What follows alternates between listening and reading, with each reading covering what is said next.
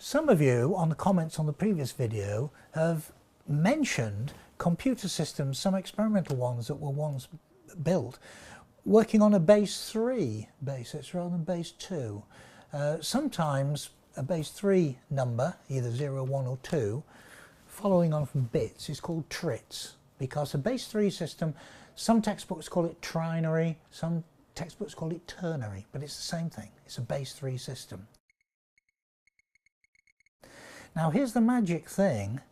With these things being exact negative powers of 3, I can confidently predict that if only we could calculate entropy in TRITS and code lengths as TRITS, we could probably get a more efficient coding. Let's have a look.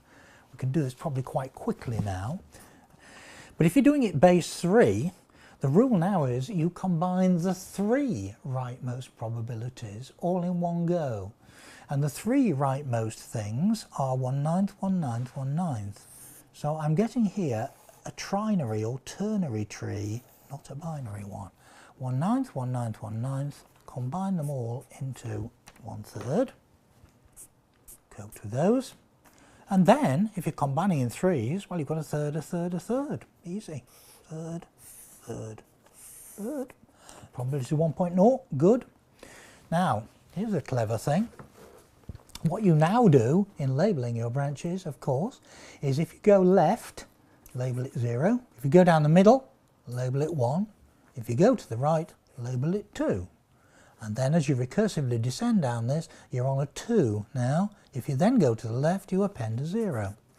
If you then go down the middle, you append a 1. And if you then go to the right again, you end up with 2. Those are codes that have been worked out in TRITS.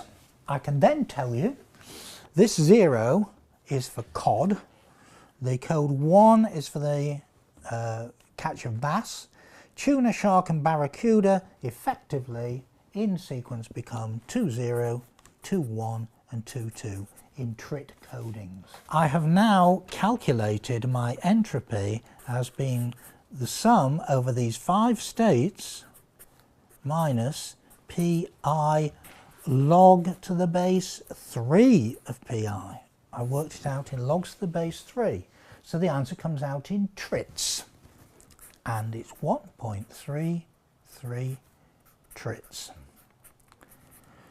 My average length is the sum from 1 to 5 of the length of code associated with the given catch or state times the probability of that catch. So you're getting things like, you know, a 1-trit code times a third plus a 1-trit code times another third. Add them all together. Amazing. It comes to 1.33 TRITS.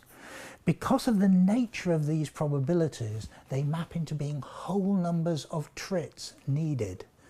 The problem with doing them as bits was that they don't map exactly onto logs to the base 2 as clean whole numbers, so you end up having to waste a bit and round up, as it were, whereas TRITS hits it right on the nail.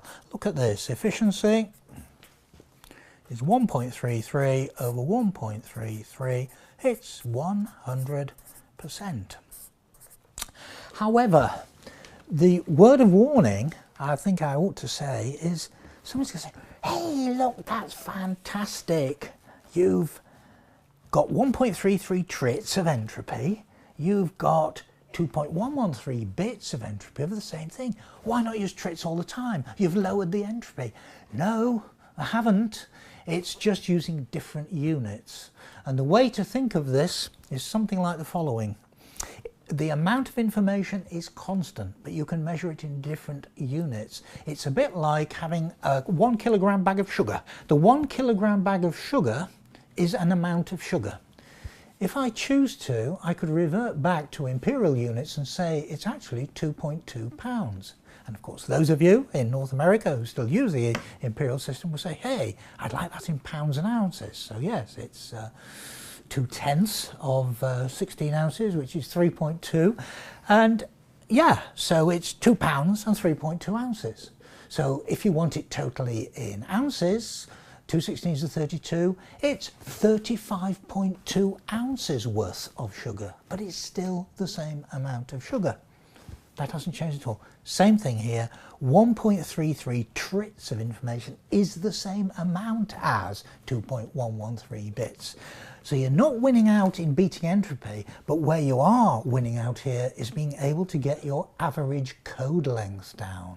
That might matter to you quite a lot, saying, oh, if only I'm allowed to use digits like 0, 1 and 2, I can send fewer of them than if I have to be limited to zeros and ones.